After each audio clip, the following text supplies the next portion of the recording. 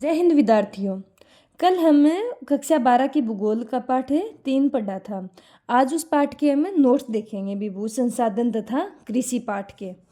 तो देखते हैं, सबसे पहले है कि भू राजस्व तथा सर्वेक्षण विभाग दोनों में मूल भूत अंतर क्या है। तो एक क्वेश्चन तो कल छोटा बताया था कि कौन सा विभाग है वो भू उपयोगी संबंधी आंकड़े रखता है। तो कौन सा विभाग हो जाएगा? भू राजस्व विभाग। फिर आगे बताया गया इसमें अंतर क्या है। कल बताया था कि भू राजस्व तथा सर्वेक्षण विभाग दोनों में यह अंतर है कि भू राजस्व होता है उसके द्वारा प्रस्तुत क्षेत्रफल पत्रों के अनुसार रिपोर्टिंग क्षेत्र पर आधारित है, और जो क्या होता है बेटा, बदल सकते हैं भी, कम या अधिक हो सकता है। लेकिन जो भारतीय सर्वेक्षण विभाग के जो आंकड़े होते हैं वो क्या होते हैं? स्थायी होते हैं भी। ये चीज़ याद रखनी है। फिर कल हम देखे थे इसके अलग अलग कि भाई वनों के अधीन क्षेत्र किसे कहते हैं, गैर कृषि कार्यों से प्रयुक्त भूमि से आप क्या समझते हो। फिर देखते हैं कि बंजर एवं व्यर्थ भूमि से क्या समझते हैं, स्थायी चरागाह क्षेत्र क्या होता है, विविध तरु फसलों और उपवनों के अंतर्गत क्षेत्र कौन सा होते हैं, कृषि योग्य भूमि से क्या समझते हैं। ये दोनों आए हुए हैं। वर्तमान प्रतिभूमि और पुरातन प्रतिभूमि में क्या अंतर है, निवल बोया गया क्षेत्र किसे कहते हैं। तो इन सभी की डेफिनेशन याद करते हैं कि वनों के अधीन क्षेत्र वो होता है कि वर्गीकृत वन क्षेत्र एवं वनों के अंतर्गत वास्तविक क्षेत्र में अंतर होता है कि वर्गीकृत वन क्षेत्र वह है जिसका सीमांकन सरकार द्वारा किया जाता है और वो वहाँ पर वन विकसित हो सके। भू राजस्व अभिलेखों में इसी परिभाषा को अपनाया गया है। फिर आगे कि गैर कृषि कार्यों में प्रयुक्त भूमि से आप क्या समझते हैं। तो गैर कृषि कार्यों में प्रयुक्त भूमि वो होती है जिसमें बस्तियां, अवसंरचना जो कृषि में कार्य में नहीं लगती है ना, जिसमें कृषि नहीं की जाती, वो भूमि किसके अंतर्गत आती है? गैर कृषि कार्य में। जिसमें उद्योग, दुकानें आदि है तो भू उपयोग सम्मिलित होते हैं। फिर देखते हैं आगे, बंजर व व्यर्थ भूमि से क्या समझते हैं कि वह भूमि जो प्रचलित प्रौद्योगिकी की मदद से कृषि योग्य नहीं बनाई जा सकती, उसे क्या कहते हैं? बंजर व व्यर्थ भूमि। जिस पे मतलब प्रौद्योगिकी की वजह से वहाँ पे कृषि योग्य नहीं बनाई जा सकती, वो फिर भी बंजर भूमि रहती है, उसे क्या कहते हैं? बंजर व व्यर्थ भूमि। स्थायी चरागाह क्षेत्र क्या होते हैं? इस वर्ग में अधिकांश भूमि पर ग्राम पंचायत या सरकार का क्या होता है? स्वामित्व होता है।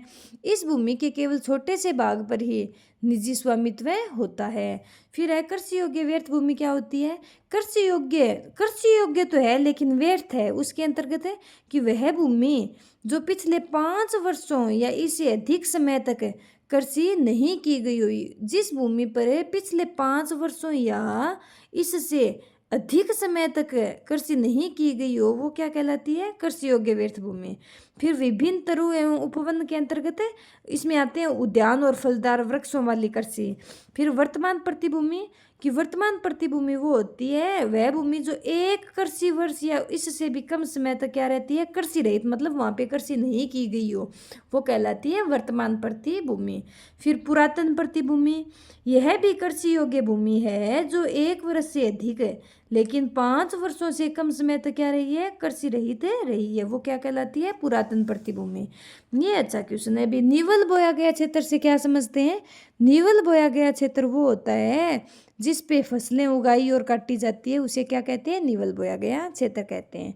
फिर एक बार यहाँ से क्वेश्चन है कि भारत में भू उपयोग को प्रभावित करने वाले अवसंरचना के कारक कौन कौन से हैं। तो या कारक पूछ सकते हैं या अवसंरचना, अर्थव्यवस्था की अवसंरचना पूछ सकते हैं भी। अर्थव्यवस्था की अवसंरचना से क्या समझते हैं। तो इसमें 3 पॉइंट याद रखने हैं, कल बताया था कि पॉइंट बना के लिखना है, हेडिंग बना के। 1 नंबर होगा अर्थव्यवस्था का आकार, 2 नंबर है अर्थव्यवस्था की संरचना में परिवर्तन, 3 नंबर है कृषि भूमि पर बढ़ता दबाव।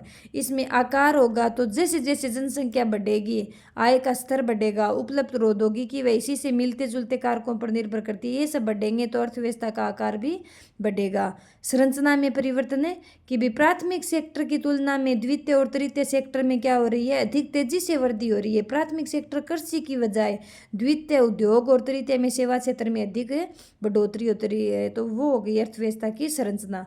कृषि पर बढ़ता दबाव कि समय के साथ कृषि क्रियाकलापों पर अर्थव्यवस्था में योगदान क्या हो रहा है? कम होता रहा है, और भूमि पर कृषि क्रियाकलापों का दबाव भी कम नहीं होता है या फिर बढ़ता ही जाता है। तो इसमें आगे क्वेश्चन देखिए, कृषि भूमि पर बढ़ते दबाव के कारण क्या है कि विकासशील देशों में कृषि पर निर्भर व्यक्तियों का अनुपात अपेक्षाकृत धीरे धीरे घटता है, जबकि कृषि का सकल घरेलू उत्पाद जीडीपी में योगदान तीव्रता से कम होता जा रहा है। जीडीपी में योगदान तो कम हो रहा है और विकासशील देशों में कृषि पर निर्भर व्यक्तियों का अनुपात क्या हो रहा है, धीरे धीरे घटता है। फिर है कृषि क्रियाकलापों पर निर्भर जनसंख्या समय के साथ क्या हो रही है, बढ़ती जाती है। फिर है कि साझा संपत्ति संसाधन से क्या समझते हैं, इसकी विशेषता, या फिर ये एक तो ये स्वामित्व के आधार पर इसे दो भागों में बांटा गया है, निजी भू संपत्ति और साझा संपत्ति संसाधन।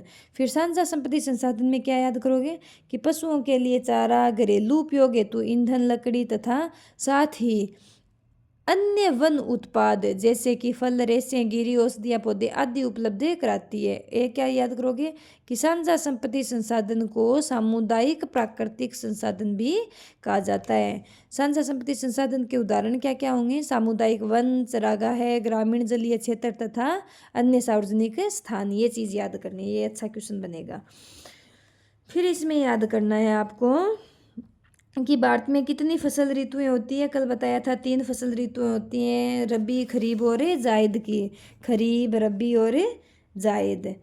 खरीफ में कौन कौन सी फसलें आती है, एक तो ये क्वेश्चन आया था एक बार भाई कि खरीफ की फसलें वह कौन से मानसून के साथ बोई जाती है, तो दक्षिणी पश्चिमी मानसून की। खरीफ की फसलें हैं वो कौन से मानसून के साथ है, दक्षिणी पश्चिमी मानसून के साथ बोई जाती है, ये याद रखना है।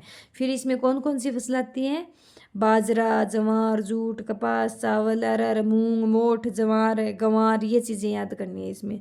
रबी में क्या करोगे कि ये अक्टूबर नवंबर शरद ऋतु से प्रारंभ होती है और मार्च अप्रैल में समाप्त होती है। इसमें गेहूँ, चना, सरसों, ये चीज़ें याद रखनी है। जायद में भाई सब्जियां और फ्रूट होते हैं, वो जायद की फसलें होती है। कृषि प्रकार देखो भैया, अब ये क्वेश्चन अच्छे से देखना। कृषि प्रकार है, एक तो भी कृषि कितने प्रकार के स्रोत के आधार पर 2 प्रकार की है। एक तो है आपकी मेन तो सिंचित कृषि और दूसरी है वर्षा निर्भर कृषि। फिर सिंचित कृषि को 2 भागों में बांटा गया है, एक तो रक्षित सिंचाई कृषि और दूसरा उत्पादक सिंचाई कृषि। रक्षित सिंचाई कृषि में मुख्य उद्देश्य होता है आर्द्रता की कमी के कारण फसलों को नष्ट होने से बचाना, और उत्पादक सिंचाई कृषि क्या होता है कि फसलों को पर्याप्त मात्रा में पानी उपलब्ध कराकर अधिकतम उत्पादकता प्राप्त करना, ये होता है। फिर वर्षा निर्भर कृषि 2 भागों में है, शुष्क भूमि कृषि और आर्द्र भूमि कृषि।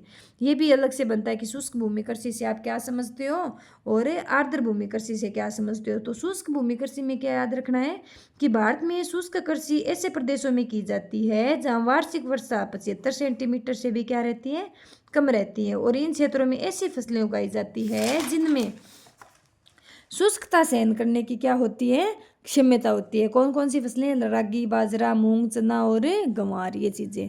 आर्द्र भूमि कृषि किसे कहेंगे, आर्द्र भूमि कृषि के अंतर्गत वे फसलें उगाई जाती है जिन्हें पानी की बहुत अधिक क्या होती है, आवश्यकता होती है, जैसे चावल, जूट, गन्ना आदि, ये चीज़ें याद रखनी है। ये फिर कल आपको बताया था खाद्यान्न फसलों में जो जो फसलें आएगी ना उनको आप सभी को याद करना पड़ेगा। एक तो 2 भागों में बांटा जाता है, अनाज आधारित फसलें और दाल।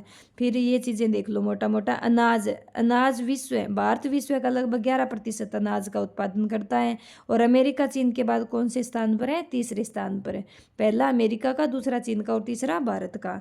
फिर देखो उत्तम अनाज कौन से होते हैं, चावल और गेहूँ। मोटे अनाज कौन से होते हैं, जवार, बाजरा, मक्का और रागी, ये चीज़ याद करनी है। फिर चावल में देखो मोटे मोटे चावल, एक तो उष्ण आर्द्र कटिबंधीय फसल है, दूसरा चावल की कौन कौन सी 3 प्रकार की किस्म है, पश्चिमी बंगाल में ओस, अमन और बोरो, ये चीज़ याद करनी है। और चावल है वो चीन के बाद भारत का विश्व में दूसरा स्थान है या फिर दूसरा भाग रखता है, ये चीज़ें याद करनी है।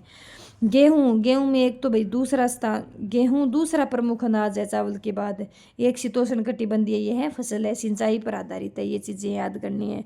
ज्वार एक खरीफ की फसल है, पीछे आया था। फिर इसमें याद करना कि महाराष्ट्र राज्य अकेला देश की आधे से अधिक ज्वार का क्या करता है, उत्पादक करता है, ये चीज़ याद करना। बाजरा एक खरीफ की फसल है, पीछे देख लिया था। यह एकल या मिश्रित फसल के रूप में, एकल मिश्रित का अर्थ है भी बाजरा अकेला भी बो सकते हैं और बाजरा के साथ मिश्रित मतलब और भी फसलों को बोया जा सकता है। मक्का में क्या, मक्का एक खाद्य तथा चारा फसल है, ये चीज़ें याद रख लेना। फिर आगे देखो दाल, ये भी फलीदार फसल है। भारत दालों का प्रमुख उत्पादक देश है। चना तथा अरहर की दाल प्रमुख दाल है। चना में क्या याद करना है, चना एक रबी की फसल है, उपोष्ण कटिबंधीय फसल है, ये चीज़ देख लेना। और उत्पादक राज्य में मध्य प्रदेश, यूपी देख लेना, ये अच्छा है। अरहर और तूर। अरहर का दूसरा नाम क्या है, तूर। फिर इसमें कि कौन सी फसल को लाल चना तथा पिजन पी के नाम से जाना जाता है, तो अरहर और तूर को जाना जाता है। ठीक है, आगे देखो मूंगफली। इसमें भी थोड़ा थोड़ा देख लेना, ज़्यादा तो नहीं आई हुई आज तक कि मूंगफली है वर्षा आधारित खरीफ की फसल है।